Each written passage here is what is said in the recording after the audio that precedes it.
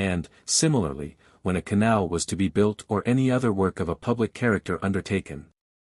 Again, upon the dedication of a sacred edifice or of a palace, or upon completing the work of restoration of a temple, sheep and oxen in abundance were offered to the gods, as well as various kinds of birds and the produce of the orchards and fields. The Babylonian rulers appear to have accompanied their sacrifices on such occasions with prayers, and in a previous chapter we had occasion to discuss some of these dedicatory invocations. 1481, in the Assyrian inscriptions, prayers are specifically referred to only as being offered before setting out on an expedition, before a battle, or when the kings find themselves in distress. 1482, so that if the Babylonian custom likewise prevailed in Assyria, it did not form a necessary part of the sacrificial ritual.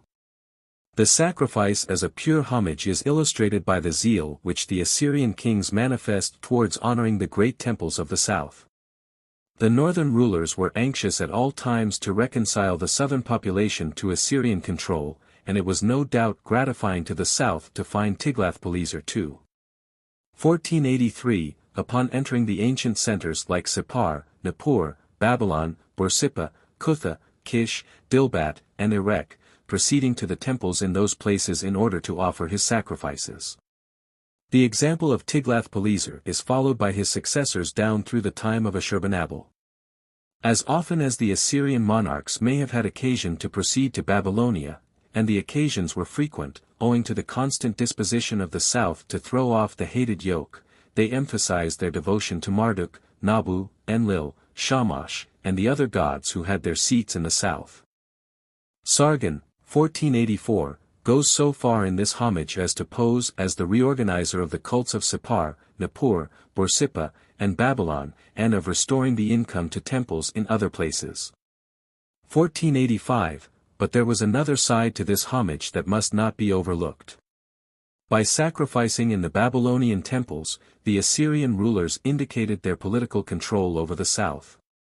Such homage as they manifested was the exclusive privilege of legitimate rulers, and it was important for the Assyrians to legitimize their control over the south. A phase of sacrifice is represented by the libations of oil and wine to which frequent references are found in the historical texts. It appears to have been customary to anoint the foundation stones of temples and palaces with oil and wine. Over the thresholds, too, and over the stones, bearing commemorative or votive inscriptions, libations of oil, honey, and wine were poured. Nabopolassar, 1486, speaks of placing sweet herbs under the walls, and Nabonidus, 1487, pours oil over the bolts and doors, as well as on the thresholds of the Shamash temple at Sippar, and fills the temple with the aroma of frankincense. Much importance was attached to this rite, and the kings take frequent occasion to adjure their successors who may in the course of restoring edifices come across stones bearing the record of former builders, to anoint these stones with oil and offer sacrifices. 1488, thus, Nabonidus, 1489, when he finds the inscription of Ashurbanabal in the Shamash temple at Sippar, carefully obeys the injunction. The rite bears all the marks of great antiquity.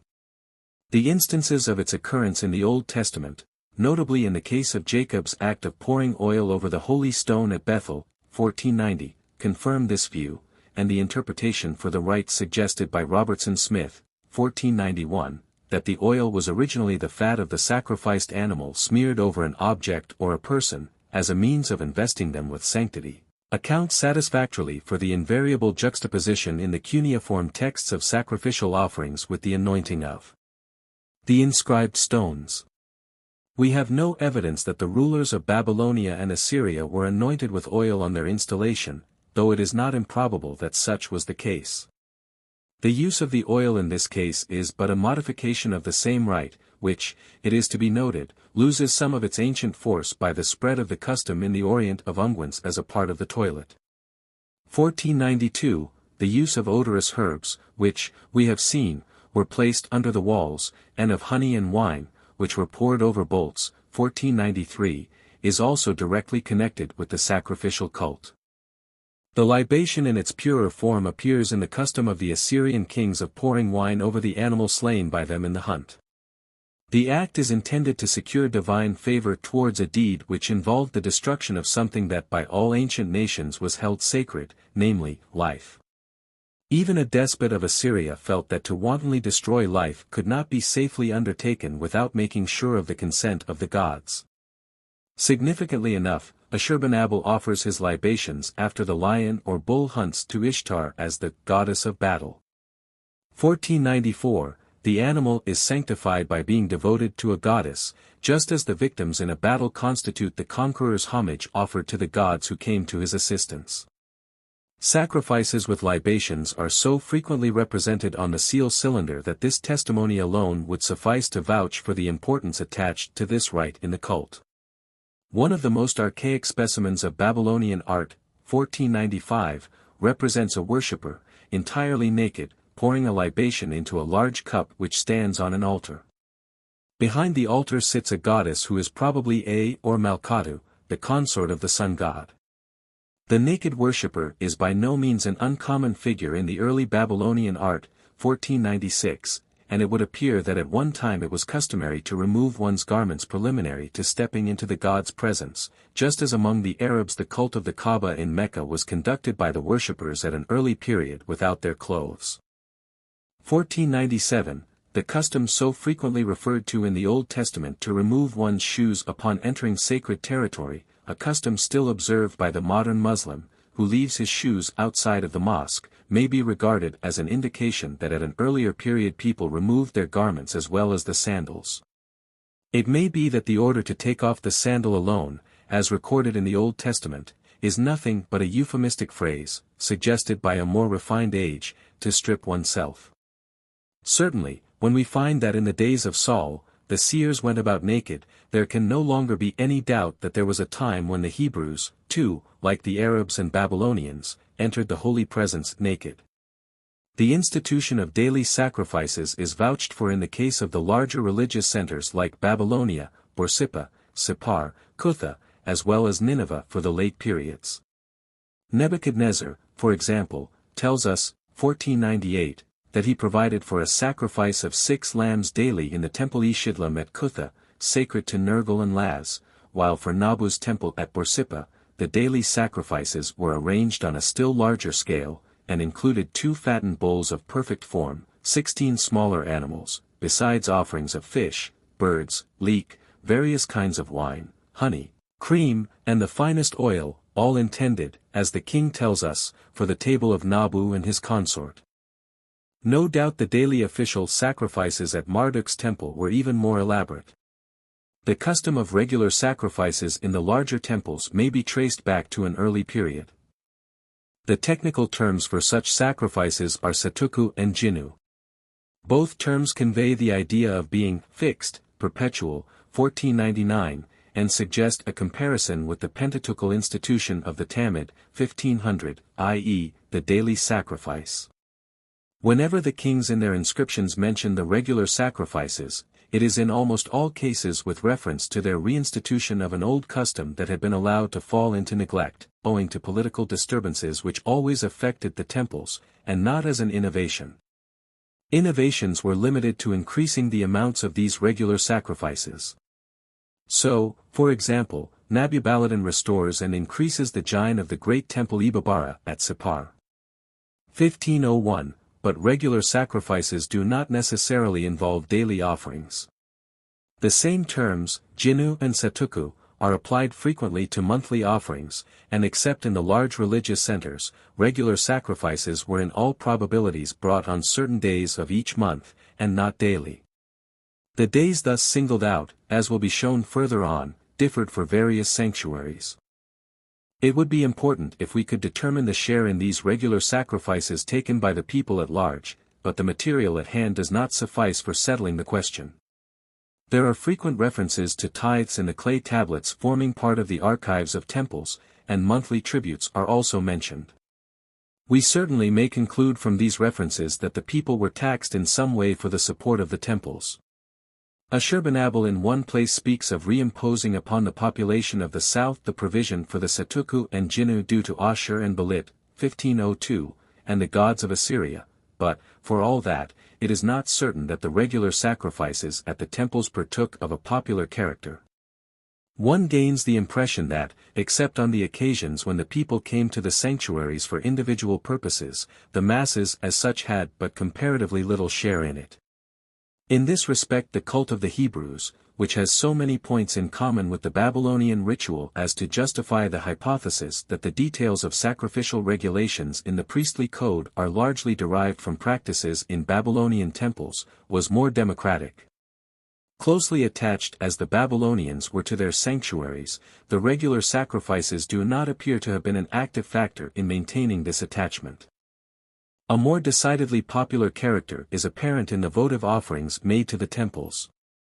These offerings cover a wide range. Rulers and people alike felt prompted to make gifts to the sanctuaries on special occasions, either as a direct homage to the gods or with the avowed purpose and hope of securing divine favor or divine intercession. The statues of themselves which the rulers from the days of Gudea, 1503, on were fond of erecting were dedicated by them as offerings to the gods, and this avowed aim tempers, in a measure, the vanity which no doubt was the mainspring of their action. The statues were placed in the temples, and from Gudea, 1504, we learn of the elaborate ceremonies connected with the dedication of one of the king's colossal blocks of diorite. For 7 days all manual labor was interrupted in Lagash. Masters and slaves shared in the festivities. The temple of Nin-Girsu is sanctified anew by purification rites, and the statue is formally presented to the god amidst sacrifices and offerings of rich gifts.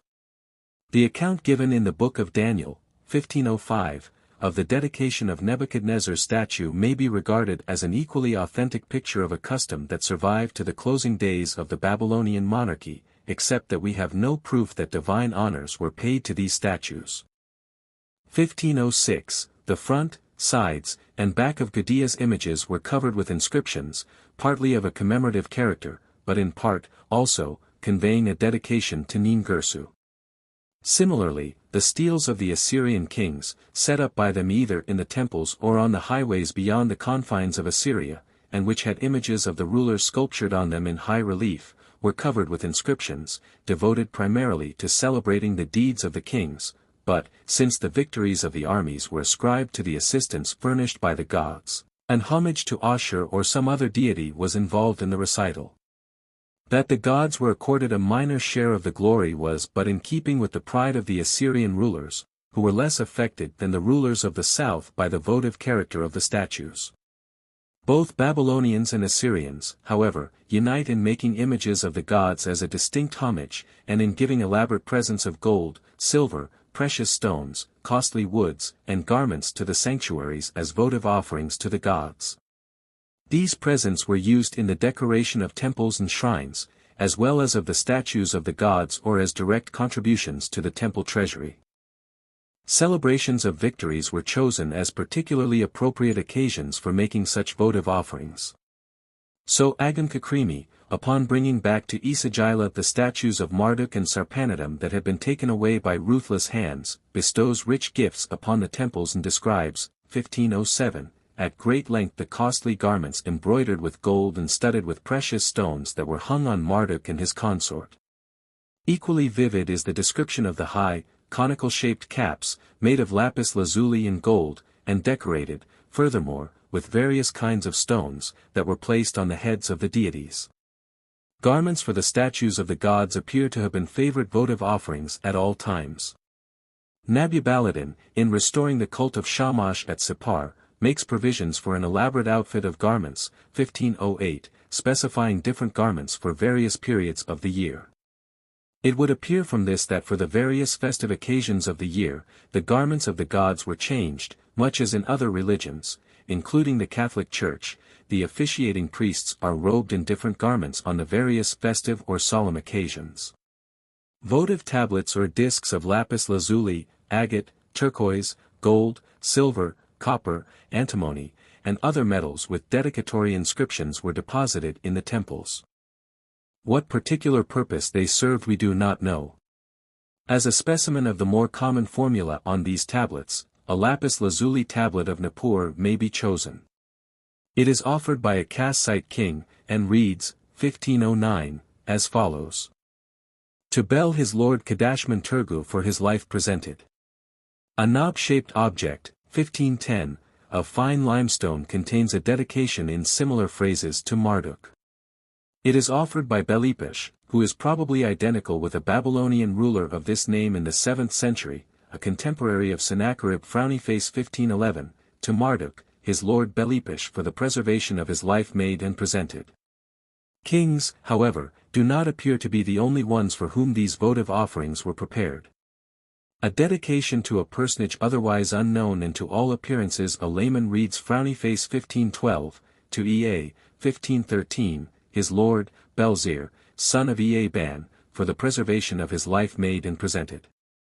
The formulas are thus seen to be conventional ones, though occasionally the inscription is somewhat longer. So, for example, Natsi Marutash, another Kassite king, puts a little prayer on a votive offering, to Bel, his lord, Natsi Marutash, son of Kurigalzu, to hearken to his supplication, to be favorable to his prayer, to accept his entreaty, to lengthen his days, he made and presented. This inscription appears, as Dr. Hilprecht informs us, 1514, on an axe made of imitation lapis lazuli. 1515, other votive inscriptions are found on rings and on knobs of ivory or magnesite. 1516, these various designs no doubt all had some symbolical significance. The ring suggests some ultimate connection between votive offerings and amulets. The seal cylinders, we know, although put to practical use in impressing the design on a clay tablet as a substitute for a personal signature, were also regarded as amulets, and this accounts for the frequency with which scenes of religious worship were introduced as designs on the cylinders. The ring is distinctly an amulet in Babylonia as elsewhere, and hence it is by no means improbable that the custom of carrying little inscribed tablets, discs, or knobs about the person as a protection against mischances preceded the use of such tablets as votive offerings to be placed in a temple. A very common votive object in Babylonia, especially in the earlier period, was the clay cone. Such cones were found in large numbers at Lagash, while at Nippur Peters came across what may be safely regarded as a magazine where such cones, and other votive objects, were manufactured in large numbers. 1517, the cones of Gudea bear conventional inscriptions of a votive character addressed to Ningirsu. In other temples, other gods were similarly remembered. It has been customary to regard these cones as phallic symbols wink with a frown 1518, but it should be noted that not only is the evidence for this lacking, but that what we know of the popular practices of the Babylonians does not warrant us in assuming any widespread phallic symbolism. The point of the cones suggests rather that the objects were intended to be stuck into the ground or into walls. At Lagash de Sarzek found, besides cones, a large number of copper statuettes, 1,519, of gods and goddesses and of animals, chiefly bulls, all terminating in a sharp point or attached to a cone-shaped object. Others again are clearly human figures, either male personages holding the cone in their hands, 1520, or females holding baskets on their heads, the customary attitude of making an offering. These curious statuettes frequently bear inscriptions of a votive character, and there can be no doubt that they were used to be stuck into some substance. At one place, de Sarzek found a series set up in concentric circles, 1521, in the corners of an edifice and under the floor. Hirzi is of the opinion that these statuettes thus arranged were to serve as a warning for the demons, but it is more in keeping with the general character of the Babylonian religion to look upon these objects simply as votive offerings placed at various parts of a building as a means of securing the favor of the gods. The cone, I venture to think, is merely the conventionalized shape of a votive object originally intended to be stuck into some part of a sacred building. The large quantity of cones that have been found at Lagash, Nippur, and elsewhere is an indication of their popular use. It is not improbable that at one time, and, at all events, in certain temples, the cones and statuettes represented the common votive offerings with which worshippers provided themselves upon entering the sacred precinct. To facilitate the reproduction of the statuettes, molds were used, another indication of the widespread use of these objects. Clay figures of gods and goddesses were also made in molds or modeled by hand and served as votive offerings. At Nippur, the images represent chiefly Bel and Belit, 1522, either separately or in combination, but figurines of Ishtar have also been found. 1523, in some the goddess is represented as suckling a child. Often she is pictured as naked, clasping her breasts or her womb. The attitude which was suggested by the character of the goddess as the promoter of fertility appears to have been too obscene to a more refined age, and, accordingly, we find in later times the sexual parts suppressed or the figure properly clothed. The character of these figurines varied naturally with each religious center, and even in the same center modifications were introduced. Whether these clay figurines, cones, and metallic statuettes were also placed by individuals in their dwellings, like the plague tablets, 1524, we cannot as yet definitely say, but it is more than likely that such was the case.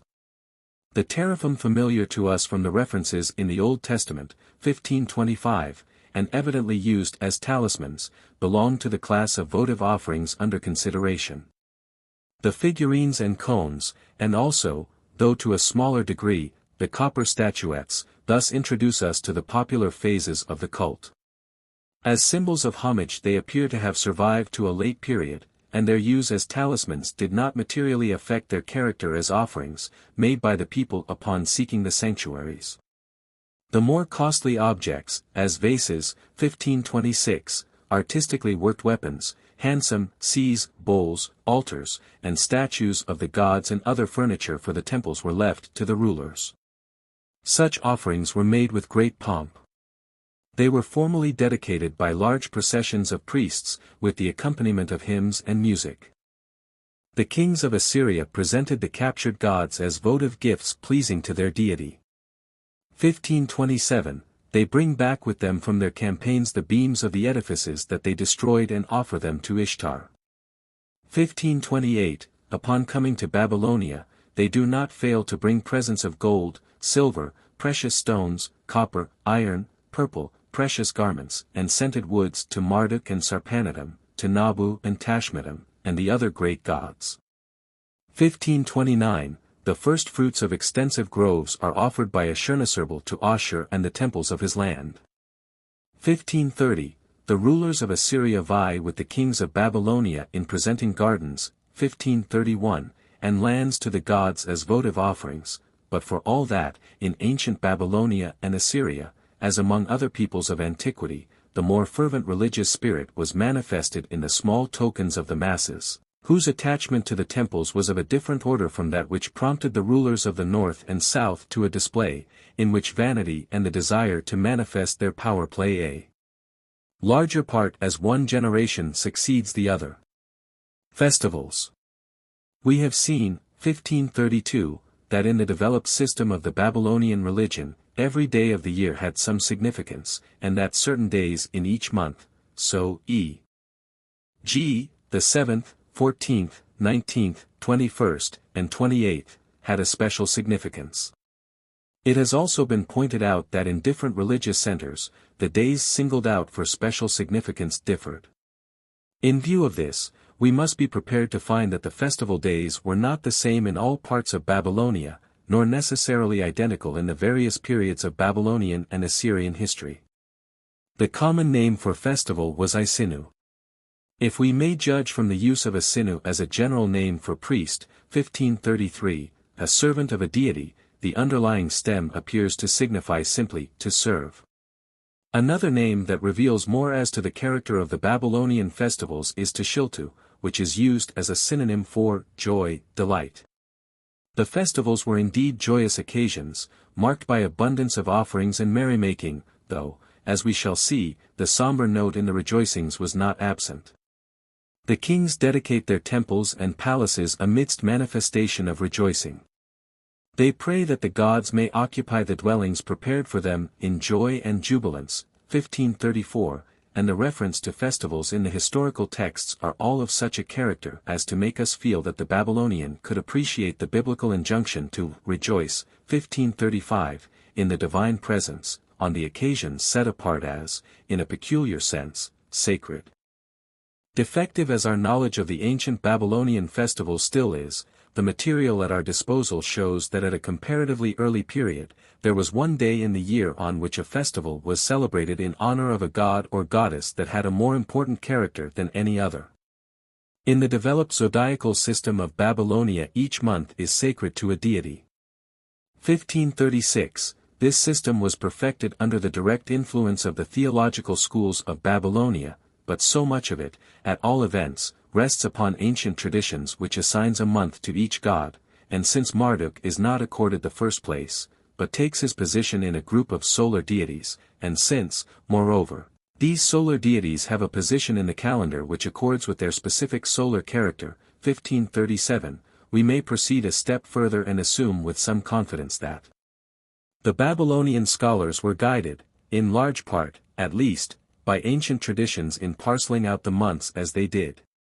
Anu, Bel, and Ea, it is true, may have been assigned to the first 3 months because of the preeminent position of these 3 gods as a special triad, but even here the antiquity of the triad furnishes a guarantee that the association of some month with some deity belongs to a very ancient period of Babylonian history.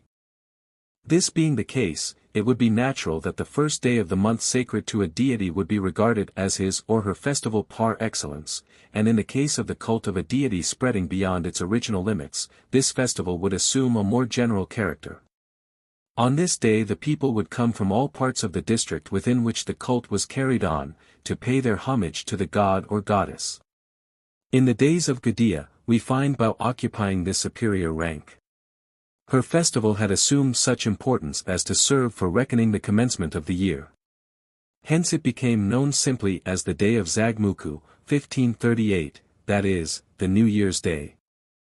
1539, whether this festival of Bau was recognized as the New Year's Day throughout Babylonia, we do not know, but it must have been observed in a considerably extensive district, or Gudea would have made the attempt to give some festival connected with his favorite deity Ningirsu this character. As it is, he can only combine Bau's festival with the cult of Ningirsu, by making the New Year's Day the occasion of a symbolical marriage between the god and the goddess. Ningirsu is represented as offering marriage gifts to Bau, 1540, on the Zagmuku. How early Bau came to occupy so significant a rank has not been ascertained.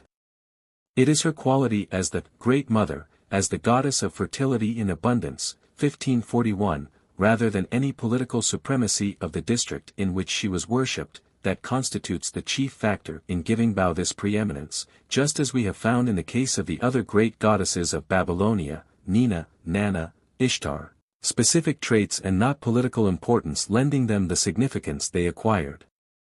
At one time we may well suppose that the festival of Enlil at Nippur, which brought worshippers from all parts of Babylonia, was recognized as a New Year's Day, and we may someday find evidence that at a still earlier period the first day of a month sacred to some other god, Sin or Shamash or Nana Ishtar of Erech, was recognized in some districts as the starting point for the year, but to an agricultural community, the spring, when the seeds are sown, or the fall, after the harvest has been gathered, are the 2 most natural periods for reckoning the beginning of the year. Since we know that at the time when Babylon acquired her supremacy the year began in the spring, the conservatism attaching to religious observances makes it more than probable that Bau's festival also fell in the spring. After the ancient religious and political centers of the south yielded their privileges to Babylon, it was natural for the priests of Marduk to covet the honor of the New Year's festival for the new head of the pantheon. Accordingly, we find the Zagmuku transformed into a Marduk festival. That it did not originally belong to Marduk follows from the fact that it was celebrated in the month of Nisan, the first month, whereas the month sacred to Marduk was Arak Shamna, or Marcheswan, the 8th month.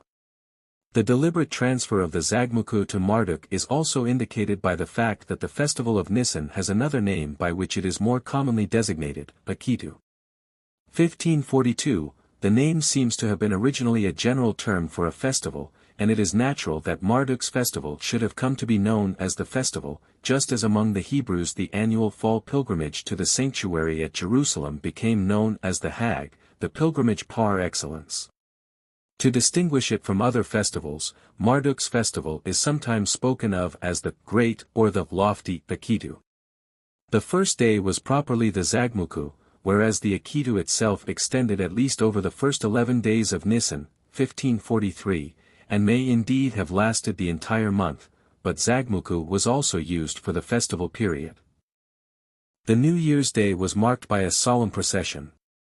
The union of Nabu and Marduk was symbolized by a visit which the former paid to his father, the chief of the Babylonian pantheon. In his ship, magnificently fitted out, 1544, Nabu was carried along the street known as Ai Ibershabu, 1545, leading from Borsippa across the Euphrates to Babylon. The street was handsomely paved, 1546, and everything was done to heighten the impressiveness of the ceremony. The visit of Nabu marked the homage of the gods to Marduk, and Nabu set the example for other gods, who were all supposed to assemble in Isagila during the great festival. We have already pointed out that the cult of Nabu at Borsippa at one time was regarded with greater sanctity than the Marduk worship in Babylon. As a concession to the former supremacy of Nabu, the priests of Isagila, carrying the statue of Marduk, escorted Nabu back to Borsippa. The return visit raises the suspicion that it was originally Marduk who was obliged to pay an annual homage to Nabu. However this may be, the double ceremony became to such an extent the noteworthy feature of the Zagmuku or Akitu that when the chroniclers wished to indicate that, because of political disturbances, the festival was not celebrated, they used the simple formula, Nabu did not come to Babylon. Bel, i.e., Marduk, did not march out. 1547, the Akitu festival brought worshippers from all parts of Babylonia and Assyria to the capital. Kings and subjects alike paid their devotions to Marduk. The former approached the divine presence directly, and, seizing hold of the hands of Marduk's statue, were admitted into a kind of covenant with the god. The ceremony became the formal rite of royal installation in Babylonia. To seize the hands of Bel was equivalent to legitimizing one's claim to the throne of Babylonia, and the chroniclers of the south consistently declined to recognize Assyrian rulers as kings of Babylonia until they have come to Babylon and seized the hands of Bel. 1548, that this ceremony was annually performed by the kings of Babylonia after the union of the southern states is quite certain. It marked a renewal of the pledge between the king and his god. The Assyrian kings, however, contented themselves with a single visit. Of Tiglath-Pileser II, 1549, and Sargon, 1550, we know that they came to Babylonia for the purpose of performing the old ceremony, and others did the same. The 8th and 11th days of the festival month were invested with special sanctity. On these days all the gods were brought together in the Chamber of Fates of Marduk's temple. In symbolical imitation of the assembly of the gods in Upshukena, 1551, Marduk sits on his throne and the gods are represented as standing in humble submission before him, while he decrees the fates of mankind for the coming year. The Zagmuku festival in its developed form has striking points of resemblance to the Jewish New Year's Day. On this day, according to the popular Jewish tradition, God sits in judgment with a book before him in which he inscribes the fate of mankind. 9 days of probation are allowed, and on the 10th day, the Day of Atonement, the fates are sealed. The Jewish New Year is known as Rosh Hashanah, 1552, which is an exact equivalent of the Babylonian Resh Shadi or Zagmuku. A difference, however, between the Babylonian and the Jewish festival is that the latter is celebrated in the 7th month. It is not correct, therefore, to assume that the Hebrews borrowed their Rosh Hashanah from the Babylonians. Even after they adopted the Babylonian calendar, 1553, they continued to regard the 7th month, the harvest month, as the beginning of the year. That among the Babylonians the 7th month also had a sacred character may be concluded from the meaning of the ideographs with which the name is written. 1554, the question may, therefore, be raised whether at an earlier period and in some religious center, Nippur, Sippar, or perhaps Uar, the 7th month may not have been celebrated as the Zagmuku.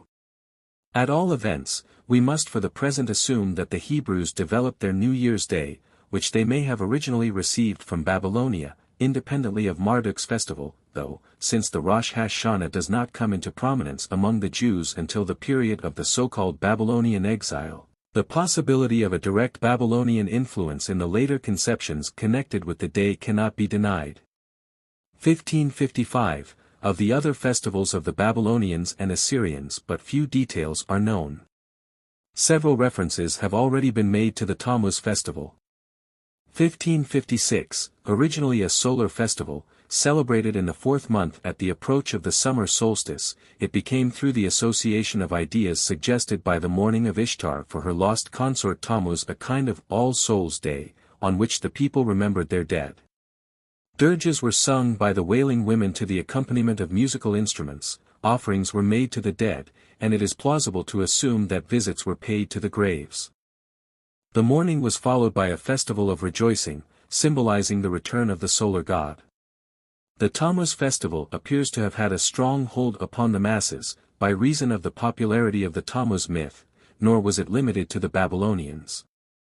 Among the Phoenicians the cult of Tammuz, known by his title Adon, whence Adonis, was maintained to a late period, and the Hebrews, likewise, as late as the days of Ezekiel, 1557, commemorated with rites of mourning the lost Tammuz. The calendar of the Jewish Church still marks the 17th day of Tammuz as a fast, and Hautzma has shown, 1558, that the association of the day with the capture of Jerusalem by the Romans represents merely the attempt to give an ancient festival a worthier interpretation. The day was originally connected with the Tammuz cult. Eerdmans, 1559, has recently endeavored to show that the festival of Hossein, celebrated by the Shiitic sect of Mohammedanism in memory of the tragic death of the son of Ali, is in reality a survival of the Babylonian Phoenician Tammuz festival. The spread of the Tammuz Adonis myth and cult to the Greeks, 1560, is but another indication of the popularity of this ancient Semitic festival.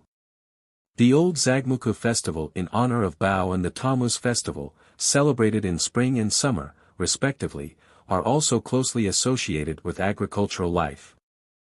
The spring as the seed time is, as we have seen, a natural period for beginning the calculation of the new year, while a first harvest of the wheat and barley is reaped in Babylonia at the time of the summer solstice. We should expect, therefore, to find a third festival in the fall, at the close of the harvest and just before the winter rains set in. The seventh month, Tishri, was a sacred month among the ancient Hebrews as well as among the Babylonians, but up to the present no distinct traces of a festival period in Tishri have been found in Babylonian texts. We must content ourselves, therefore, with the conjecture, above thrown out, that an Akitu was originally celebrated in this month at some ancient religious center of the Euphrates Valley. Further publications of cuneiform texts may throw light upon this point. The unpublished material in European and American museums harbors many surprises.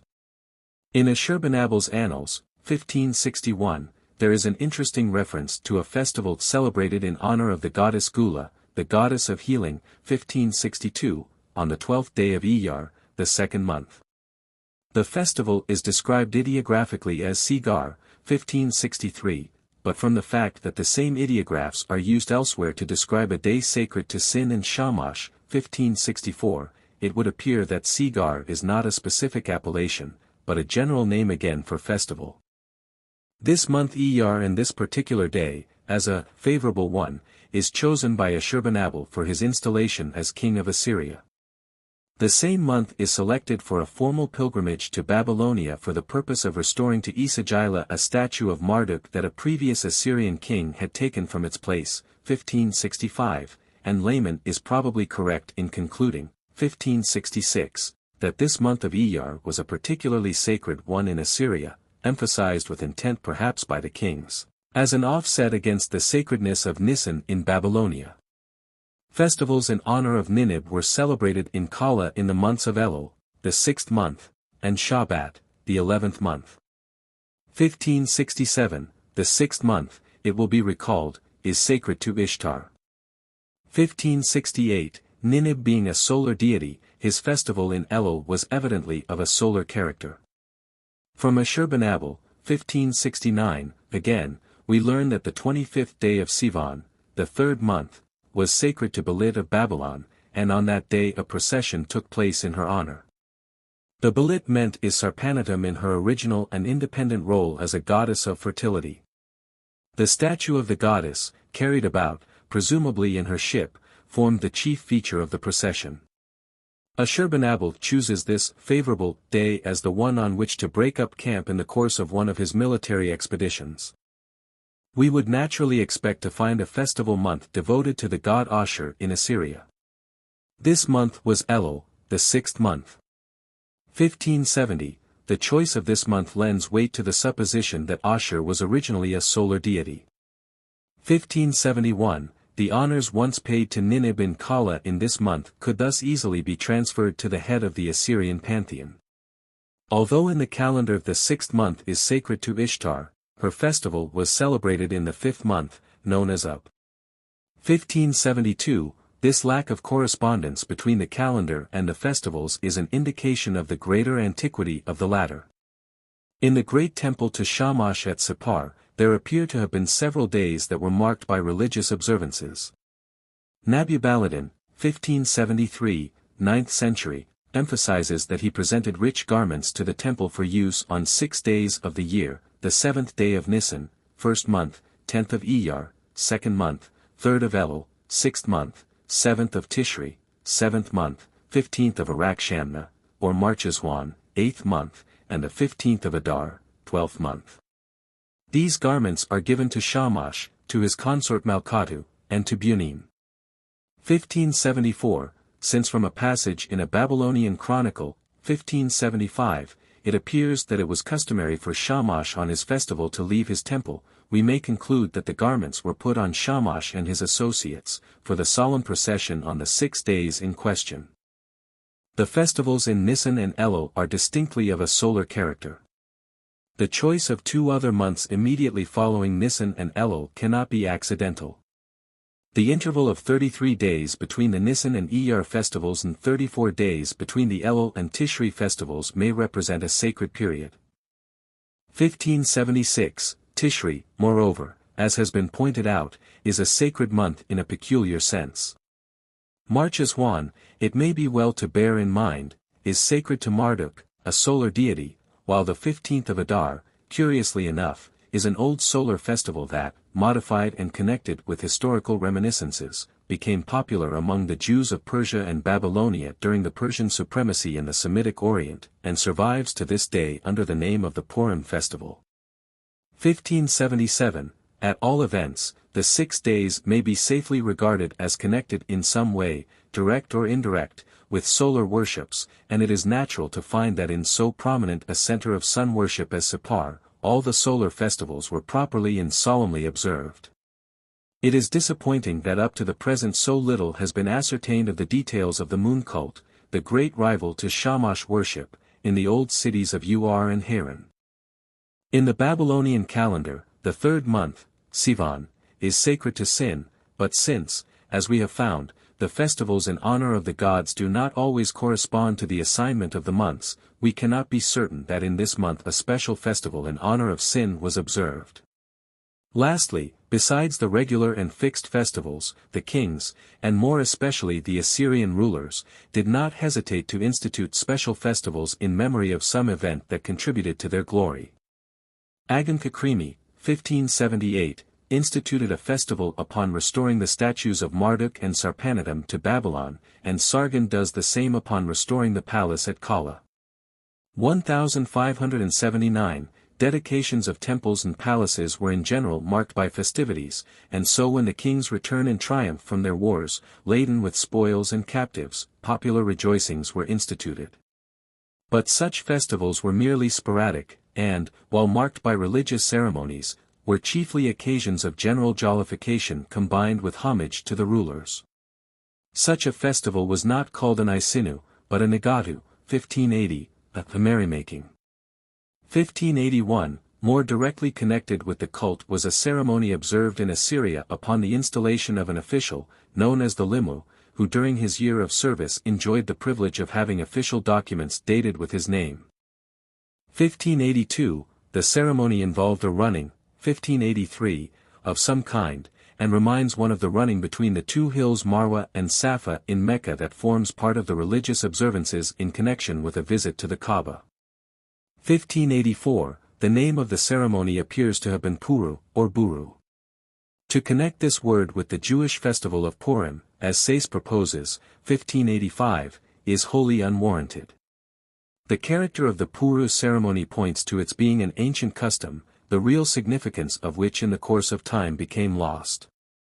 Fast days instituted for periods of distress might also be added to the cult, but these, too, like the special festivals, were not permanent institutions. For such occasions many of the penitential psalms which were discussed in a previous chapter, 1586, were composed. To conciliate angered gods whose temples had been devastated in days of turmoil, atonement and purification rites were observed. So Ashurbanabal, 1587, upon his conquest of Babylonian cities tells us that he pacified the gods of the south with penitential psalms and purified the temples by magic rites, and Nabubaladin, 1588, incidental to his restoration of the Shamash cult at Sippar, refers to an interesting ceremony of purification, which consisted in his taking water and washing his mouth according to the purification ritual of Ea and Marduk, 1589, preliminary to bringing sacrifices to Shamash in his shrine. Sippar had been overrun by nomads, 1590, the temple had been defiled, and before sacrifices could again be offered, the sacred edifice and sacred quarter had to be purified. The king's action was a symbol of this purification. Many such customs must have been in vogue in Babylonia and Assyria. Some, and these were the oldest, were of popular origin. On the seal cylinders there is frequently represented a pole or a conventionalized form of a tree, generally in connection with a design illustrating the worship of a deity. 1591, this symbol is clearly a survival of some tree worship, 1592, that was once popular. The comparison with the Asherah or pole worship among Phoenicians and Hebrews, 1593, is fully justified, and is a proof of the great antiquity of the symbol, which, without becoming a formal part of the later cult, retained in some measure a hold upon the popular mind. Other symbols and customs were introduced under the influence of the doctrines unfolded in the schools of thought in the various intellectual centers, and as an expression of the teachings of the priests. The cult of Babylonia, even more so than the literature, is a compound of these two factors, popular beliefs and the theological elaboration and systematization of these beliefs. In the course of this elaboration, many new ideas and new rites were introduced. The official cult passed in some important particulars far beyond popular practices. Footnotes, 1311, Vorgeschichte in der Europur, pages 126 to 141. 1312, Gen 11. 4, 1313, E.G., Tiglath-Pileser I, Colonel 7. LL 102, 103, Meissner, Alt-Babylonisches Privatrecht, No. 46, Nebopalasser Cylinder, Hilprecht, Old Babylonian Inscriptions, I. 1, please. 32, 33, Colonel I. L. 38. Or, as high as mountains, e.g., Nebuchadnezzar II. IR 58, Colonel 8. LL 61 to 63, and so frequently the Neo-Babylonian kings. 1314, Cosmology, pages 185 to 195. 1315, or Karseg Galkurkura, see page 558. 1316, see page 458. 1317, Ekurati, Delitsk, Assur. Handwörterbuch, p. 718b. 1318, IR, 35, No. 3, 22. 1319, see below. 1320, Hebrew Bamoth. Through the opposition of the Hebrew prophets, the term acquires distasteful associations that were originally foreign to it. 1321, see Peter's Nippur, 2. 124 Seek. 1322, IIR. 50, obverse. 1323, perhaps, however, these several names all designate a single zikkurat. 1324, Peter's Nippur, I. 246, 2. 120, 1325, for the meaning of this phrase, see Winkler's Altorientalische Forschungen, 3. 208 to 222, and Jensen's Cosmology, page 167. 1326, from Hughes' note in de Sarzec, De Curveries en Chaldee, page 31, it would appear that at Lagash there was a zikkurat of modest proportions, but Dr. Peters informs me that from his observations at Tello, he questions whether the building in question represents a zikkurat at all, though, as we know from other sources, a zikkurat existed there in the days of Gudea. 1327, Journal of the Royal Asiatic Society, 18. 1328, of Sargon's zikkurat at Khorsabad, also, only 4 stories have been found. Perot and Chiples, History of Art in Chaldea and Assyria, I. 388, suppose that there may have been 7. 1329, E. G. Perot and Chiples, I.B. page 128. Hamel, Geschichte Babyloniens und Assyriens, page 19.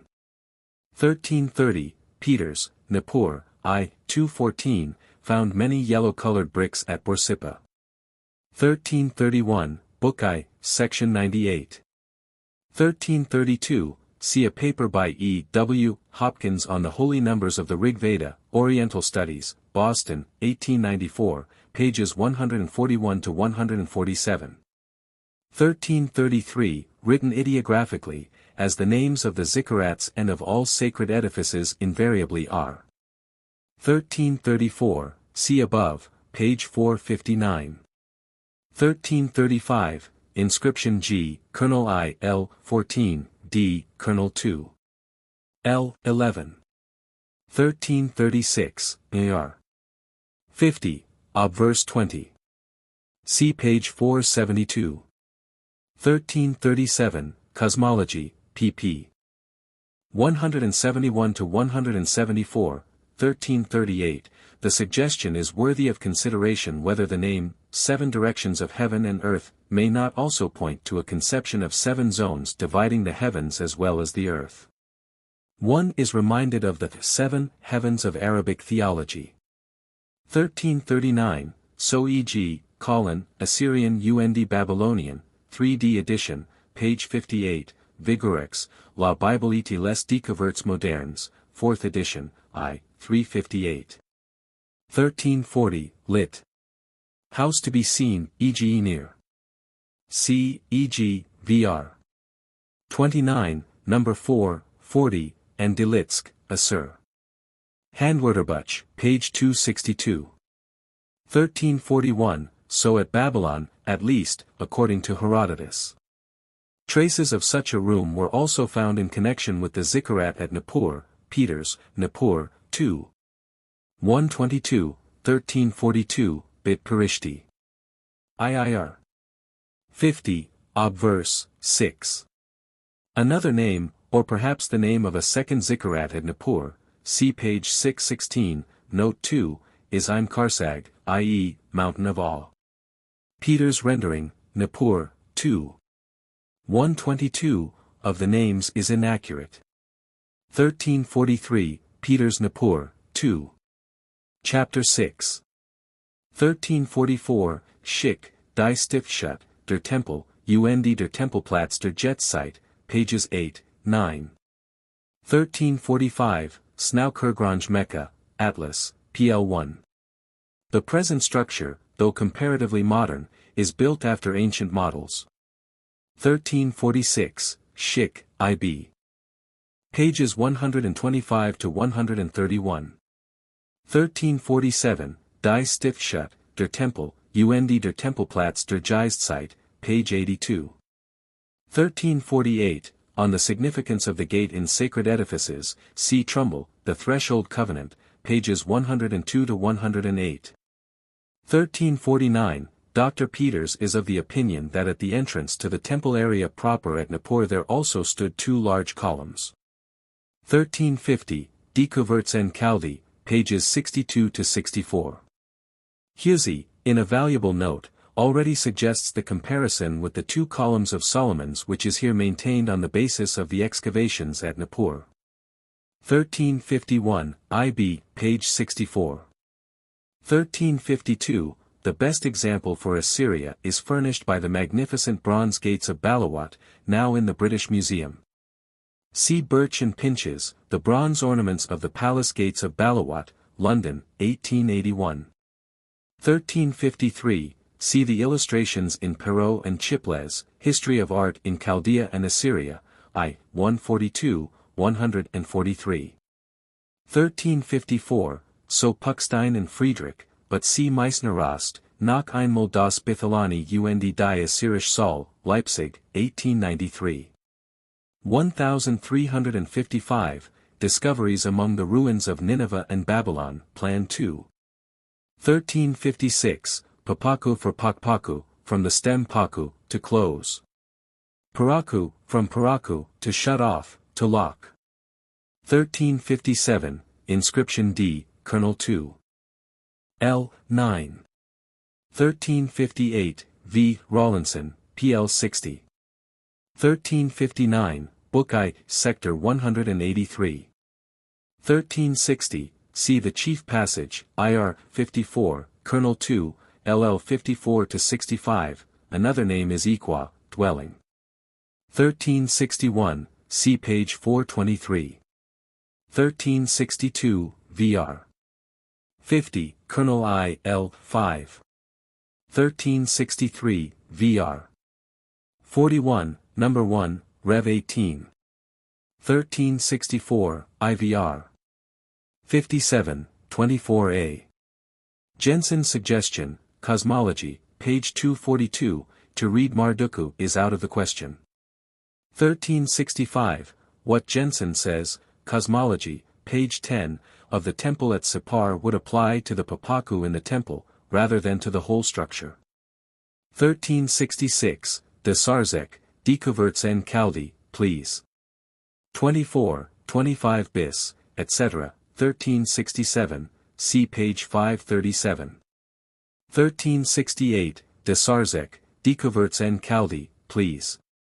4 bis and 43 bis.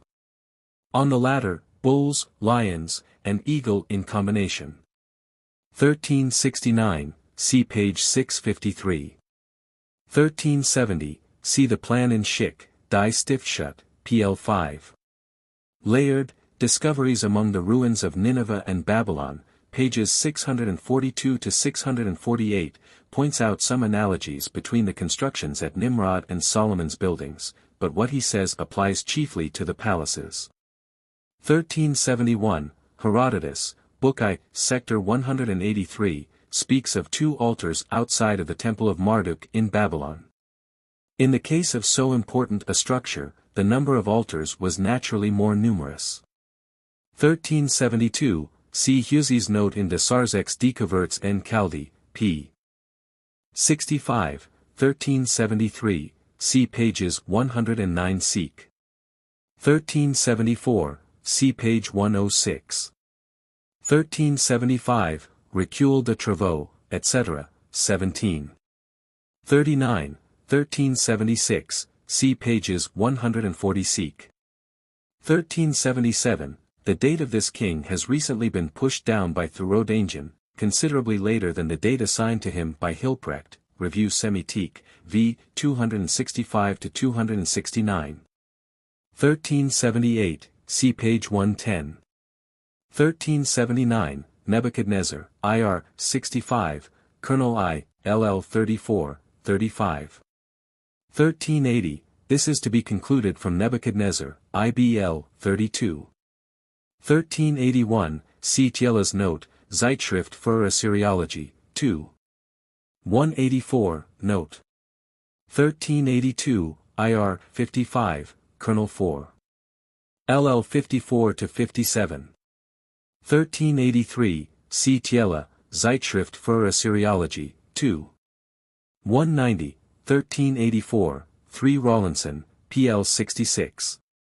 The list also contains objects in the temples used for the cult. 1385, R. 66, obverse, Kernel 2. LL 2-25. 1386, see page 207. 1387, the sign for image occurs in connection with some of the gods. 1388, the term can hardly be used here in the strict sense of towers, but appears to have become a general word for a sacred structure. 1389, IB, Kernel 3. LL 22-34. 1390, Meissner Rost, Bauernschriften Sanheribs, page 7. 1391, C. e.g., the list IIR. 66, an exception is formed by the temple to Ram-Man in the city of Ashur, which has a special name. See the following note. 1392, including the one to Ram-Man in Ashur. 1393, IR 2. Numbers 11, 2. 1394, IIR 50, Ob verse 13. 1395, Uljienir equals Zikkurat, Kidder equals Shubtu, dwelling, Mach equals Rabu, great.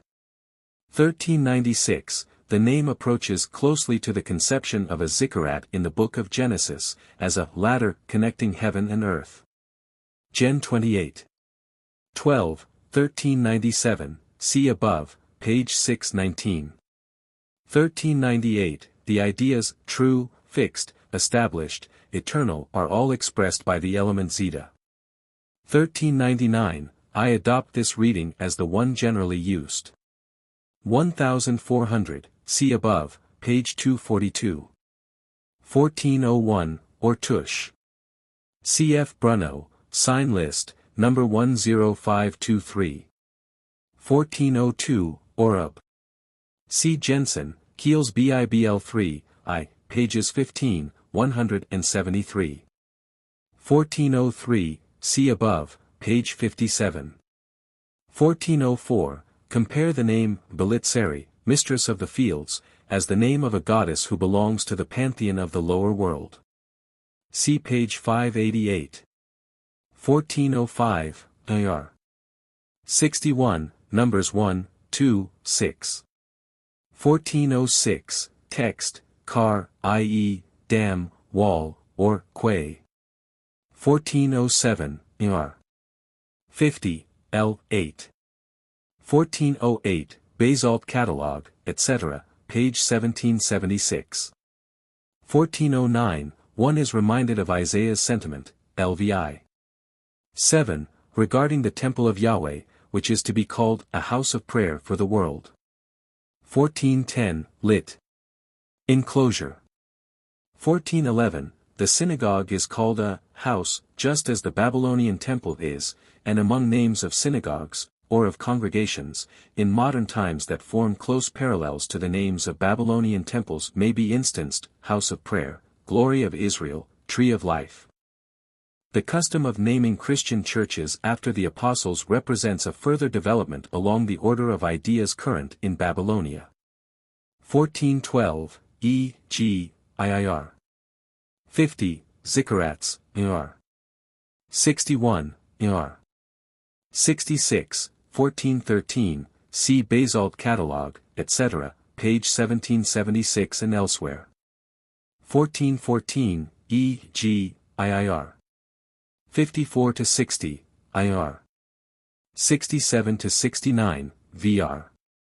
43, 46. 1415, IR. 60, number 1, obverse. 1416, see page 172. Some of the gods invoked by Sennacherib, see page 238, as Gaga, Sharua, and perhaps also Kani, are foreign deities. 1417, Assyrian and Babylonian religious texts, I. 56-59. 1418, as Lag-Amal, Kanishura. 1419, see Peter's Nippur, 2. Chapter 10, The History of Nippur. 1420, IB LL 260. Published in Hilprecht's Old Babylonian Inscriptions, I. 1, PL 21, number 43. See also PL 8, number 15. 1421, VR. 63, 1422, VR. Please. 60, 61. 1423, so, e.g., as late as the days of Nabopolassar, Skeel, Recule de Travaux, 18. 16, 1424, besides this temple, there were two others, perhaps only chapels, dedicated to Sin at Ur, A. Etei Mila, mentioned first by Ur Bau, Ir, PL1, number 4, and, B. Ekarsag, mentioned first by Dungi, Ir, 2, 2. Number 2. The Zikkurat at Ur had, of course, a special name, Ir. 50, Ob verse 18. 1425, C. Noldik, Zeitschrift für Assyriology, 11. 107-109, Hilprecht's theory, Old Babylonian inscriptions, I. 2, 55, has not been accepted by scholars. 1426, Vr. 64, Kernel I, 3-9, Kernel 2. 46, 1427, see page 444. 1428, see page 81. 1429, see pages 126 seek. 1430, see page 129. 1431, So Antiochus Soter, Vr. 66, Kernel I L 3. 1432, for a further account of the financial side of the temple establishments, see Peiser's excellent remarks in his Babylonische Verträge der Berliner Museums, pages 17-29. 1433, Hilprecht, Old Babylonian Inscriptions, I. 2, page 24. 1434, 9 magnificent diorite statues of Gudea were found by de Sarzec at Tel Lo. 1435, ashes, the trace of sacrifices, were also found on the altar. 1436, see the illustrations in Perot and Chiples, History of Art in Chaldea, etc., I. 143, 255. Similar horns existed on the Hebrew and Phoenician altars. 1437, see the illustrations in Perot and Chiples, IB, I. 194, 256, 257. On seal cylinders altar titles are frequently represented. 1438, Book I, Sector 183. 1439, see Schick, Die Stiftshut, etc., pages 119 seek. 1440, Kiel's BIBL 3, 1, page 13, see also page 89. 1441, Inscription G, Call 1. LL 15-17. See page 621. 1442, described in de Sarzec's Découvertes en Chaldee, pages 216, 217. For other specimens, see IB pages 106, 171, and see also Hilprecht, Old Babylonian Inscriptions, I. 2. Page 39, note. 1443, Inscription D, Kernel 3, 1-12.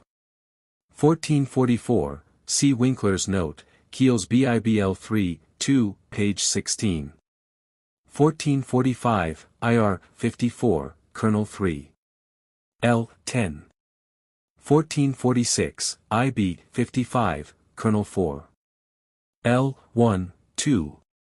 1447, IR. 61, number 2, obverse. 1448, see Perot and Chiples, History of Art in Chaldea and Assyria, I. 75, 76. 1449, see the illustration in Snaukurgrange Mecca, PLV, 1450, I. E., of the god, Iqua being the name of the sacred chamber in Marduk's temple at Babylon. See page 629, note 1. 1451, see page 60. 1452, see page 282. 1453, the largest canal in Babylonia. 1454, E. G. Ishaku.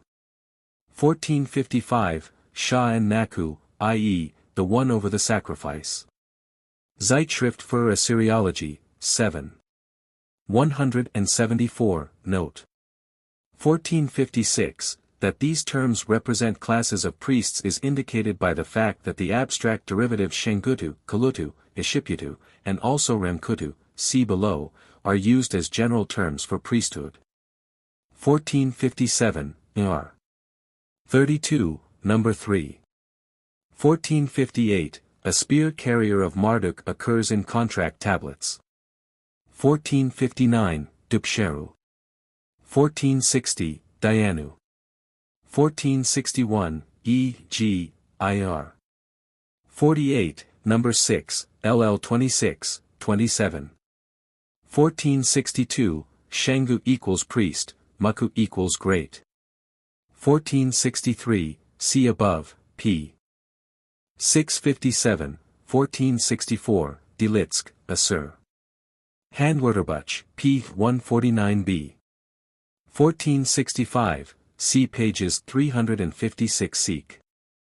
1466, on these night watches, see Delitska's article in the Zeitschrift für Kielschriftforschung, LL 284-294. 1467, see above, pages 267, 343.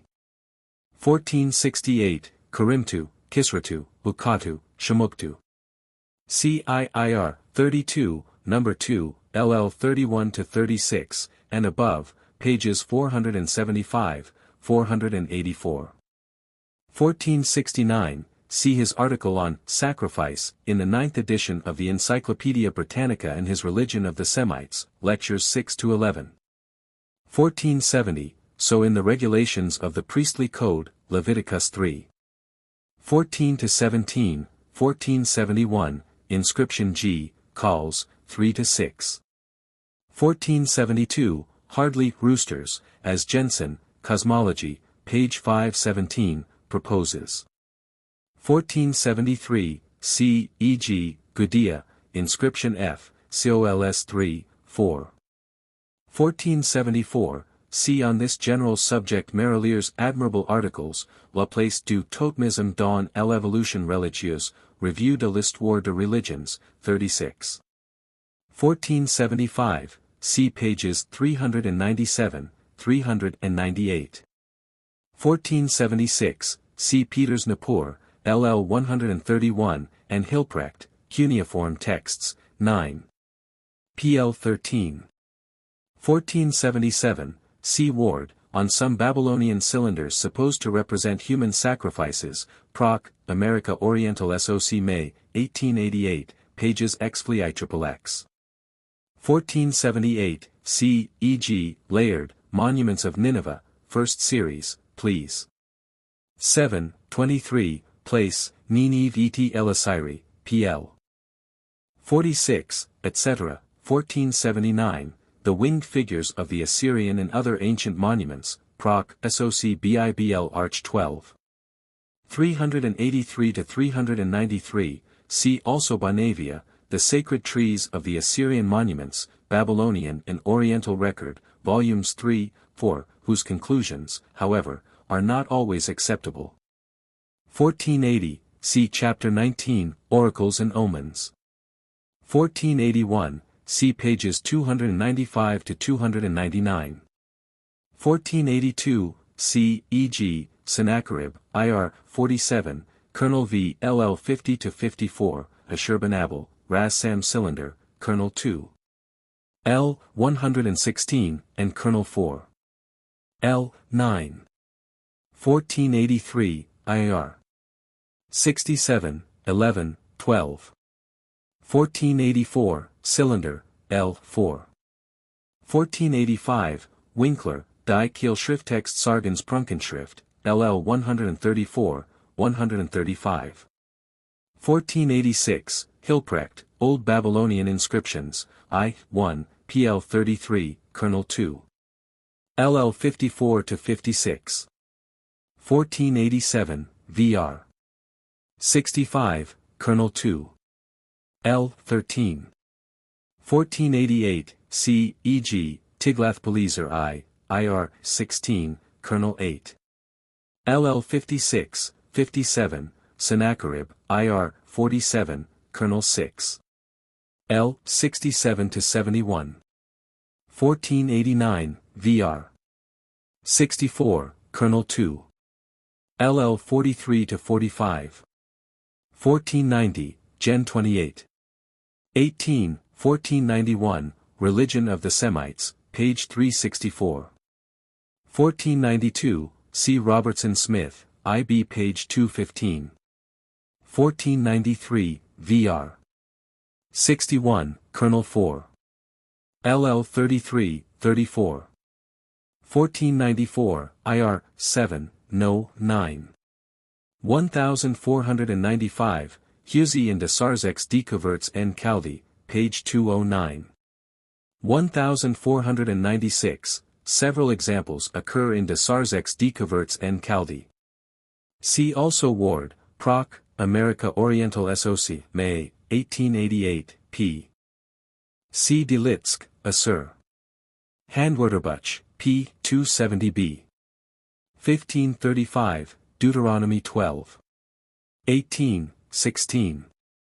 14, etc., 1536, see pages 462, 463. 1537, CIB, 1538, or Zagmu. Gudea, inscription G, Kernel 3. In the later inscriptions we find Zagmu Ku. The K or Ku appears to be an affirmative.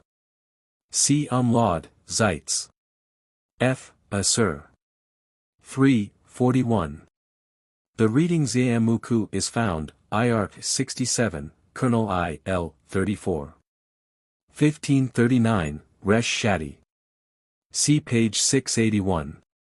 1540, inscription G, IB, and inscription D, Kernel 2. LL 1-9. See also page 59. 1541, see above, IB, 1542, see, e.g., Pognon Wadi Brissa, Kernel 9. LL 12-18.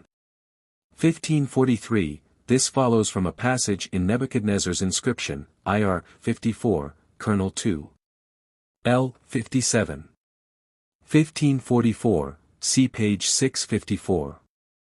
1545, signifying, may the enemy not wax strong. 1546, see Nebuchadnezzar's inscription, IR 56, called V, LL 38-54. 1547, so, e.g. during the closing years of Nabonidus' reign. Winkler, Untersuchungen zur Altorient. Gesch. I, 154, Ob. 6, 7th year, 11, 9th year, 20, 10th year, 24, 11th year. 1548, on the meaning and importance of the rite, see Winkler, Zeitz. F. Assur. 2, 302-304, and Lehman's Shamash Shemukin, pages 44-53. 1549, Eponym List, R. 52, Number 1 Ob. 45, 1550, Winkler, Die Kiel Schrifttext Sargens, pages 52, 124, of Ashurbanabal. The chronicler tells us that he proceeded to Babylonia in the month of Iyar, but, this not being the proper month, he did not seize the hands of Bel. See also Winkler, IB page 36, note. 1551, see pages 423 and 629 seek. 1552, i.e., the beginning of the year. See on this subject Carpi's article, Revue Sémitique, 2.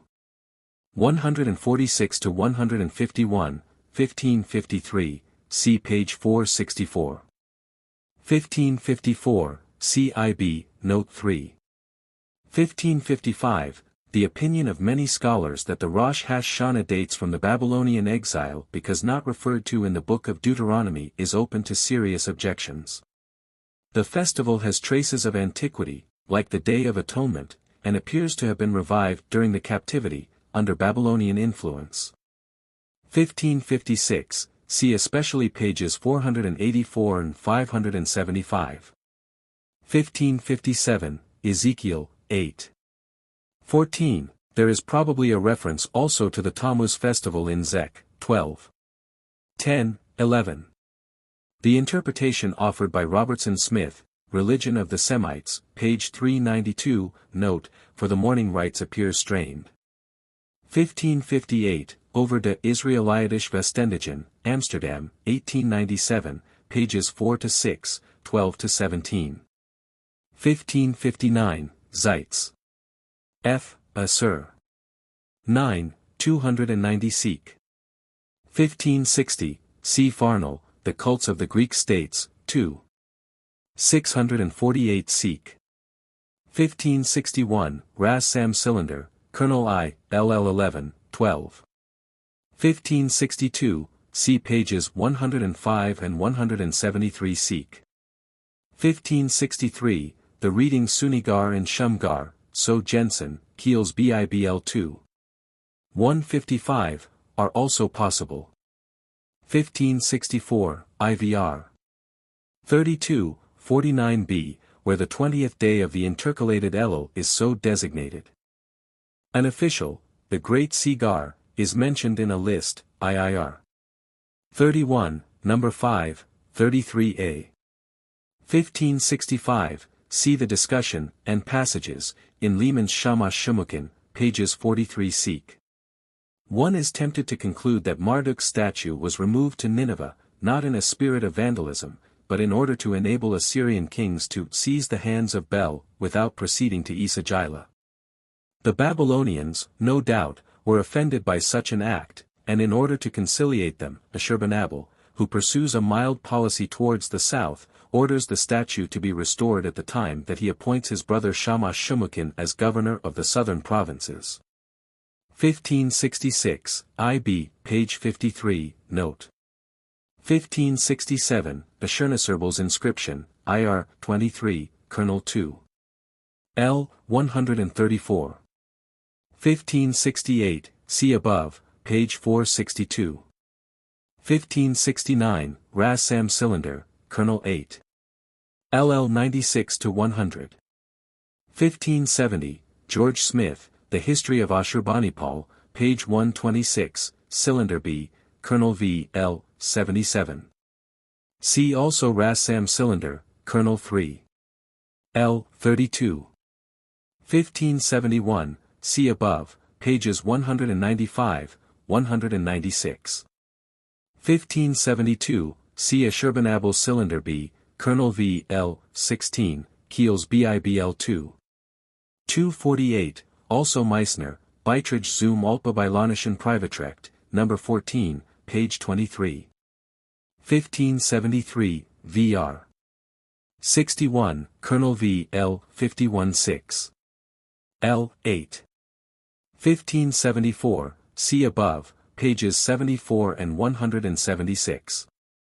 1575, Winkler, Zeitz. F. Assur. 2, 155, Colonel 2. L. 41. 1576, one is reminded of the sanctity attaching in the Jewish ritual to the counting of the 7 weeks intervening between Passover, the Old Nisan festival, and Pentecost, an Old Summer festival. See Deuteronomy 16. 9. The 33d day of this period has a special significance in the Jewish Church. 1577, the non-Jewish origin of the Purim festival is generally accepted by critical scholars. Lagarde, Purim, ein Beitrag zur Geschichte der Religions, endeavors to trace it back to a Persian fire festival, Zimmern, Zeitz. F. Altwis, 1891, pages 160 seq, connects it with the Babylonian Zagmuku. Say's supposition, Proc. Soc Bibl Arch 19. 280, 281, is not to be taken seriously. The origin of the Jewish feast and fast of Purim is still obscure. The fact that there is both a fast, 14th Adar, and a festival, 15th Adar, is a safe indication of antiquity. Zimmern's view of a possible relationship between Purim and Zagmuku is untenable, but that there is a connection between Purim and some Babylonian festival follows from the fact that the two chief personages in the Book of Esther, namely, Mordecai and Esther, bear names identical with the two Babylonian deities, Marduk and Ishtar. This cannot be an accident. On the other hand, Haman and Vashti, according to Jensen, Wiener Zeitz. F. D. Kunde de Morgenlands, 6. 70, are Elamitic names of deities corresponding to the Babylonian Marduk and Ishtar. The case for Vashti is not clearly made out by Jensen, but, for all that, it is certain that the Babylonian elements in the institution have been combined with some bits of Persian mythology. The historical setting is the work of the Jewish compiler of the tale, that has of course some historical basis. See now Toy, Esther as a Babylonian goddess, The New World, 6. 130-145, 1578, vr.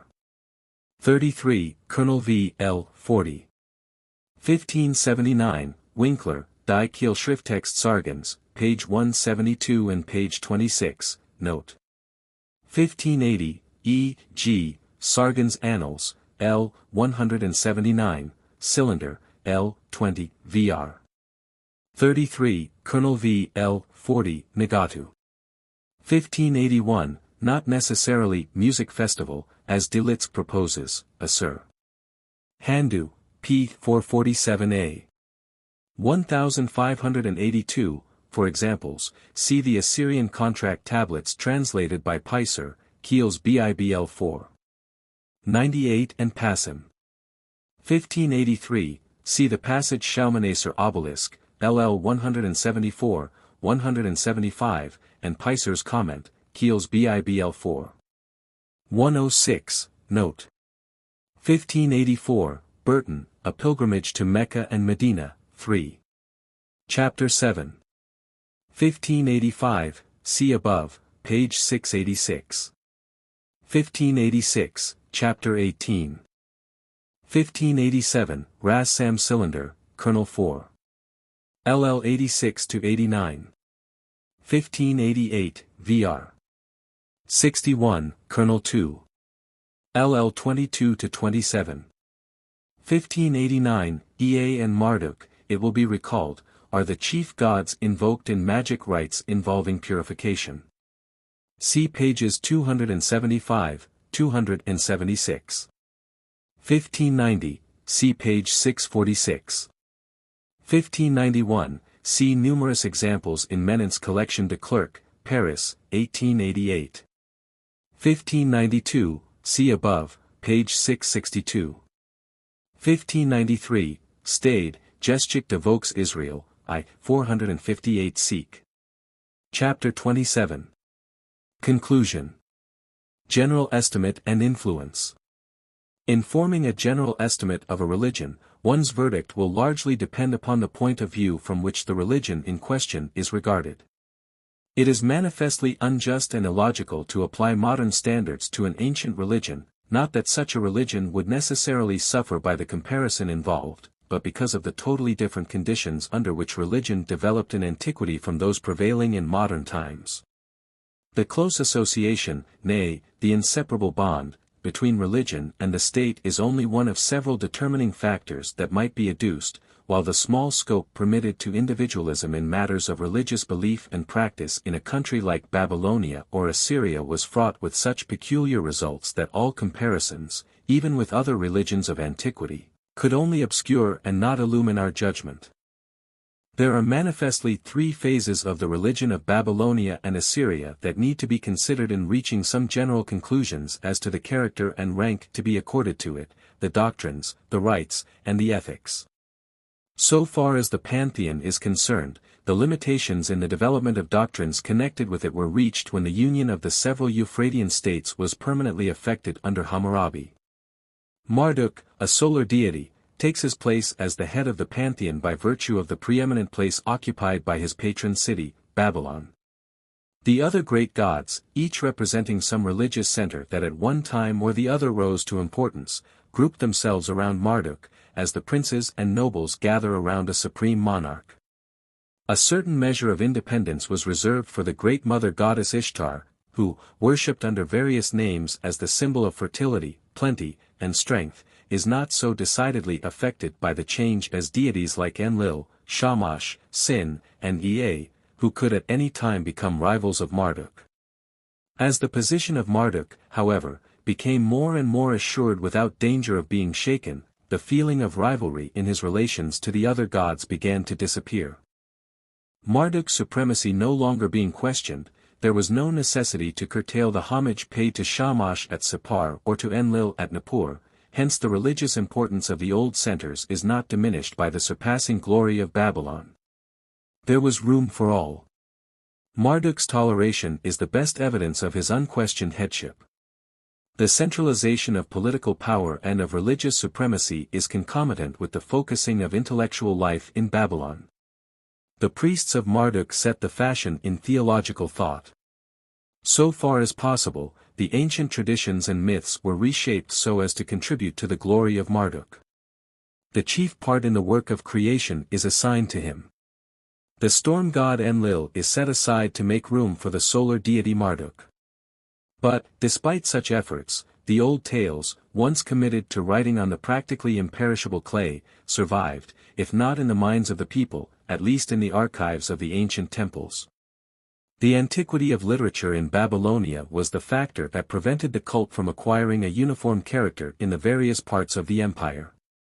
The priests of Nippur, of Sippar, of Eridu, of Erech, Kutha, Ur, and other places began long before the period of Hammurabi to compile, on the basis of past experience and as a guide for future needs, omen lists, incantation formulas, and sacrificial rituals. These collections created orthodox standards, and these standards, once acknowledged, the natural conservatism attaching to religious customs was sufficient to maintain their continuance. The uniformity of doctrine was thus offset by variations in the cult, and the policy adopted by both Babylonian and Assyrian rulers, in permitting each center to remain undisturbed, and in freely recognizing the religious independence of each, prevented the Babylonian and Assyrian religion from falling into the state of stagnation which would otherwise have been its fate. In the views taken of the relationship between the gods and men, no notable advances were made when once the ethical spirit was infused into the religious beliefs. The problem of good and evil was solved in a simple fashion. By the side of the great gods there existed a large, almost infinite number of spirits and demons, who were generally held responsible for the evils affecting mankind. 1594, these demons and spirits were in many cases gods, fallen from grace, minor local deities who, unable to maintain themselves in the face of the growing popularity of the great gods, sank to an inferior position as messengers, forced to do the will of their masters and who could be controlled by the latter. But the intercession of the priests was essential to obtaining divine help against the mischievous workings of the spirits. Even the kings, though originally standing very close to the gods, could not dispense with the services of the priests, and by virtue of their conspicuous position had to exercise greater precautions than the masses not to offend the gods, by errors of commission or omission in the cult. The priests held the secret that could secure freedom from ills and promote the comparative well-being of rulers and subjects. They alone knew what incantations to use for each case that was brought before them, in what way the sacrifices were to be brought, when the deity should be approached, and why divine anger had manifested itself. The intellectual leadership thus acquired by the priests, in addition to their control of religious affairs, was an additional factor in maintaining orthodox standards of belief when once they had become fixed. In the doctrines of life after death, this influence of the priesthood is distinctly seen.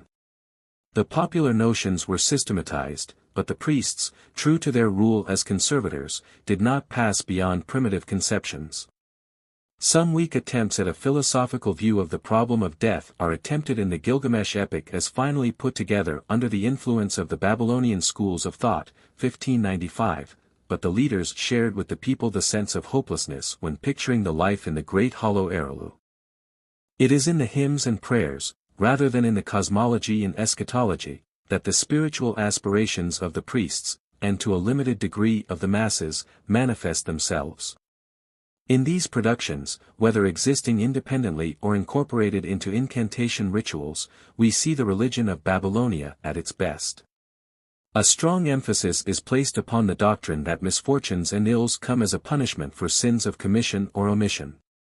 It is true that no distinction is drawn between ceremonial errors and real misdeeds, but the sense of guilt is aroused by the priests in the minds of those who come to the temples, seeking relief from the attacks of the evil spirits, or the bewitchment of sorcerers.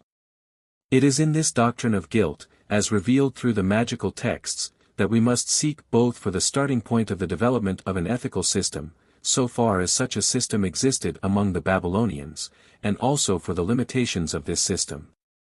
The aim of the priests to observe the right ceremonies, to pronounce the right words in order to accomplish their aim, reacted on rulers and subjects, and led them to make the pleasure of the gods the goal of life. With fear of the gods, upon which stress is always laid, 1596, there is thus associated an equally strong love, 1597, of the divine powers.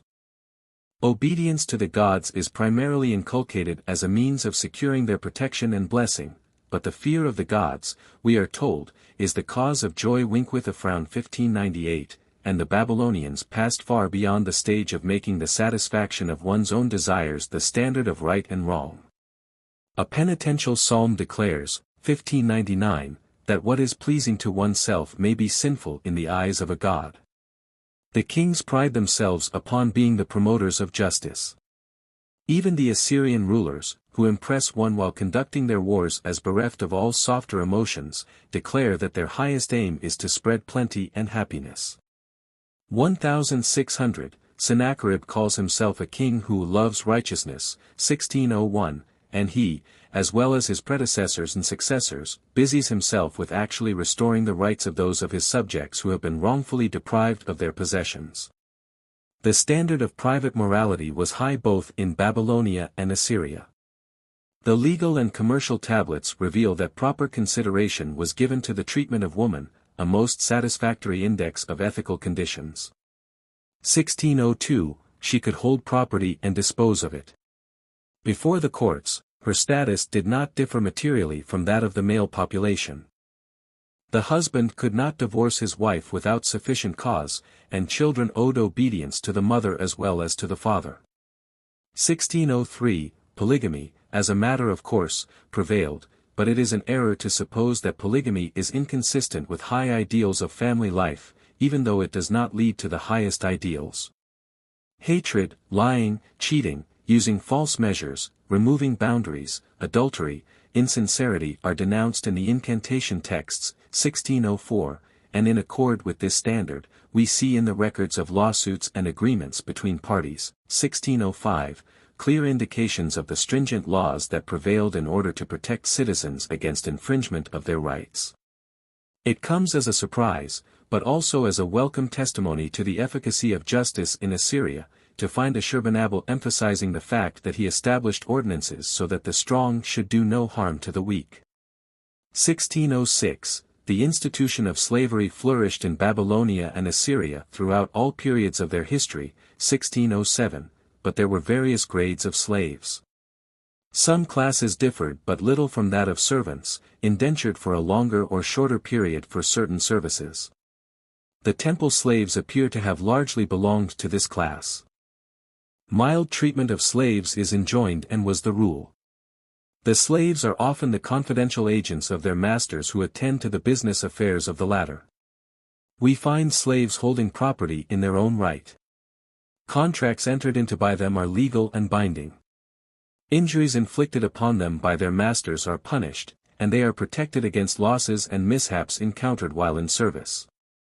While we have no evidence to show that the laws of Assyria were on a lower ethical plane than those of Babylonia, still, as the pupils and imitators of the Babylonians in almost everything pertaining to culture and religion, the general tone of life in Assyria was hardly as high as in the south. The warlike spirit of the rulers is but a symptom of the fiercer character of the people. The tendency towards monotheism in the religion of Babylonia and Assyria has been referred to. We must remember that it was only a tendency. No decided steps in this direction were ever taken. Both in the south and in the north, this tendency is but the expression of the preeminent rank accorded to Marduk and Ashur, respectively. The independent existence of two heads in the combined pantheon was sufficient to prevent the infusion of an ethical spirit into this monotheistic tendency, and unless a monotheistic conception of the universe is interpreted in an ethical sense, monotheism, or monolatry, has no great superiority, either religiously or philosophically, over polytheism. From the standpoint of religious doctrine, accordingly, the religion of Babylonia and Assyria does not occupy a unique position. In this respect, the Egyptian religion reaches a higher level. For all that, the influence exerted by the religion that developed in the Euphrates Valley was profound and lasting. We have had occasion in various chapters of this work to point out the close analogies existing between the thoughts, tradition, and practices of the Hebrews and the Babylonians. 1608, a proper study of the Hebrew religion is closely bound up with an investigation of the religious antiquities of Babylonia, and as our knowledge of these antiquities increases, it will be found that not only are Hebrews and Babylonians equipped with many common possessions when starting out upon their intellectual careers, but that, at different times and in diverse ways, the stimulus to religious advance came to the Hebrews from the ancient centers of thought and worship in the Euphrates Valley. This influence was particularly strong during the period of Jewish history known as Babylonian exile. The finishing touches to the structure of Judaism, given on Babylonian soil, 1609, reveal the Babylonian trademark. Ezekiel, in many respects the most characteristic Jewish figure of the exile, is steeped in Babylonian theology and mysticism, and the profound influence of Ezekiel is recognized by modern scholarship in the religious spirit that characterizes the Jews upon the reorganization of their commonwealth. It would be a mistake, however, to suppose that what Babylonia gave to others was always the best she had to offer. Degrading tendencies, too, found an entrance into post-exilic Judaism through Babylonian influence. Close contact of Jews with Babylonians served to make the former more accessible to the popular beliefs in incantations and in the power of demons than they would otherwise have been. Not that the Jews, as little as any other people, were ever entirely free from superstitious practices, but, living in an atmosphere charged, so to speak, with magic and astrology, it was inevitable that even the best among them should be infected by customs that they daily witnessed. In the Babylonian Talmud, the references to evil spirits are numerous. Specific incantations are introduced, and an elaborate system of angelology and demonology forms a feature of Talmudical Judaism in which, by the side of Persian influences, 1610, we may detect equally strong traces of Babylonian ideas. In the upper strata of the ruins of Nippur, hundreds of clay bowls were found, inscribed with Jewish inscriptions, in the Aramaic dialect that was spoken by the Babylonian Jews. 1611, similar bowls were found elsewhere in the mounds of the Euphrates Valley. 1612, these bowls indicate the presence of Jews in various parts of the country. 1613, placed in the graves as a protection for the dead against evil spirits, the inscriptions contain formulas of denunciation against the demons that constitute a striking parallel to the incantation texts of ancient Babylonia. Some of the demons are identical with those occurring in these texts, and by the side of the inscriptions, there are illustrations, 1614, and magical designs to which parallels exist on the Babylonian tablets. This custom of endeavoring to secure protection for the dead through the power of the curses and propitiatory phrases inscribed on bowls continued in vogue as late as the 9th century at the least, and perhaps considerably later. There are indications also that Babylonian ideas found an entrance into the Jewish Kabbalah, the strange mystic system of the Middle Ages, the sources of which are to be sought in the apocalyptic chapters of Ezekiel and Daniel. Christianity as well as Judaism felt the fascination of the mystic lore of Babylonia. Gunkel, 1615, has demonstrated the Babylonian origin of the myth embodied in the 12th chapter of Revelations. This myth is but another form of the Marduk-Tiamat contest, which, it will be recalled, is the chief episode in the Babylonian creation epic. 1616, more significant is the influence exerted by the religious ideas of Babylonia upon the various Gnostic sects that arose within the Christian Church. That the source of Gnosticism was to be sought in Mesopotamia was always recognized by scholars, but until the discovery of Babylonian literature, it was customary to seek for Jewish influences in the formation of the various Gnostic sections. Kessler, 1617, was the first to demonstrate clearly the dependence of the leading ideas of Gnosticism upon the Babylonian cosmology and the conceptions developed with reference to the gods. More recently, Enns, 1618, has undertaken a renewed investigation of the subject, and, approaching the theme from various points of view, reaches conclusions confirmatory of Kessler's thesis. All of the Gnostic sects have certain fundamental doctrines in common, such as the dwelling of God in the abyss, 1619, the migration of the soul after death through 7 zones, the emanation of eons from a supreme aeon. 1620, all these doctrines exhibit such close affinities with Babylonian ideas as to warrant the assertion that the religion of Babylonia survives in Gnosticism, and since, as we know, Babylonian culture and customs maintained an undisturbed existence almost to the threshold of our era, there is no need to go back to the older periods of the Babylonian religion to find the connecting link, uniting Gnosticism with the Babylonian religion.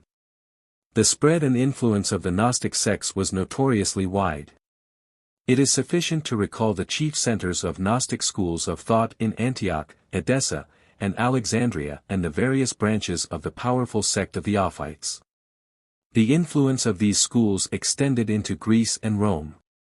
While the Gnostic sects disappear in the 6th century, the influence of Gnosticism can be followed down to the 12th century, a significant testimony to the enduring qualities of Babylonian doctrines. In the ancient world, prior to the rise of Christianity, Egypt, Persia, and Greece felt the influence of the Babylonian religion. Budge, 1621, is of the opinion that many of the magic practices carried on in the Egyptian temples are to be traced back to the incantation rituals perfected by the Babylonian priests. In view of the early contact between Egypt and Babylonia, as revealed by the Elamarna tablets, there were certainly abundant opportunities for the infusion of Babylonian views and customs into Egyptian cults. In Persia, the Mitra cult reveals the unmistakable influence of Babylonian conceptions with around 1622, and if it be recalled what a degree of importance the mysteries connected with this cult acquired among the Romans, another link will be added connecting the ramifications of ancient culture with the civilization of the Euphrates Valley.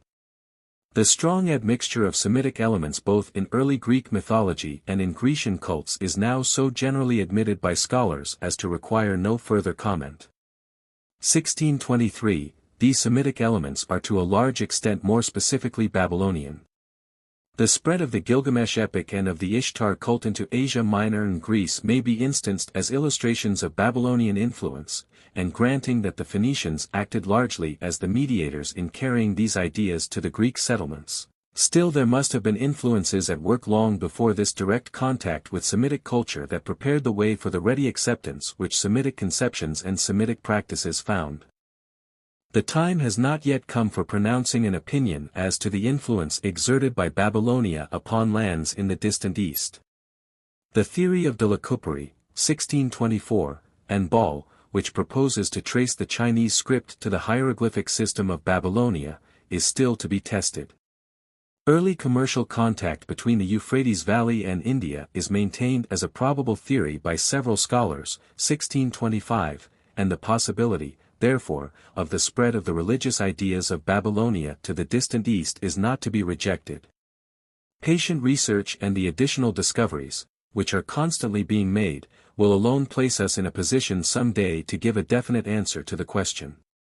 Whatever that answer may be, the verdict as to the high quality and profound influence of the religion that arose in the valley of the Euphrates and that flourished for several millenniums will not be altered. To show the general indebtedness of Grecian, Roman, medieval, and even modern civilization to Babylonian culture lies beyond the range of this work, but the profound impression made upon the ancient world by the remarkable manifestations of religious thought in Babylonia and by the religious activity that prevailed in that region is but an index of the influence that must have been exerted in other directions by the varied intellectual activity that converted a district, exposed to the by no means tender mercies of the elements, into one of the most notable illustrations of the power and achievements of man. Footnotes.